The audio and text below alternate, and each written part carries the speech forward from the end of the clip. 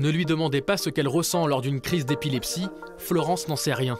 La trentenaire a eu sa première crise généralisée à 18 ans. À chaque fois, elle est complètement inconsciente. Ce qu'elle sait, en revanche, c'est qu'elle peut se réveiller à l'hôpital à tout moment. La vraie, c'est que là que je vous parle, par exemple, là je tombe d'un seul coup par terre, je convulse, je me cogne en fait, et puis du coup, je me casse une épaule, je me casse un bras, je me suis éclatée.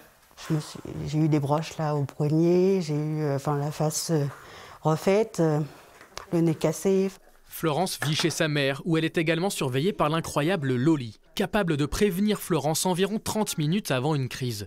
Ce labrador a été formé par l'association Andy Chien à reconnaître l'odeur que dégage sa maîtresse lors d'un épisode épileptique. Petite simulation, Florence a mis dans sa poche un échantillon de cette fameuse odeur pour entraîner Loli. Elle me prévient en aboyant et puis en donnant des coups de museau.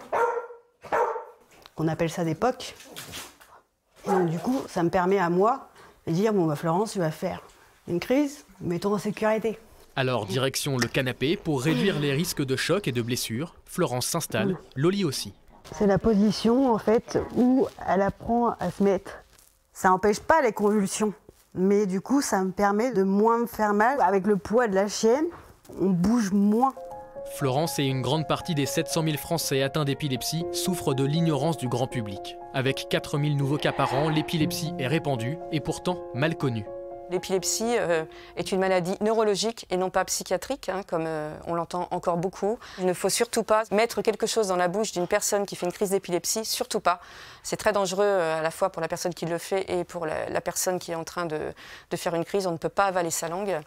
Il faut juste mettre en PLS une fois que les convulsions sont terminées, ça c'est absolument essentiel. Autre idée reçue, l'épilepsie se résumerait à des grosses crises généralisées. C'est faux. Il existe plus de 50 formes distinctes. Pour Aurélie, 33 ans, ce sont des bouffées de chaleur et les mains qui bougent sans pouvoir les contrôler. Mais selon elle, le pire n'est pas la maladie en soi, mais l'impact des symptômes et du traitement sur son quotidien. En fait, avec mes médicaments, mes premiers médicaments, j'ai pris 20 kilos. Et ça, c'est dû aussi à la dépression. C'est pour ça qu'après, j'ai suivi un psychiatre.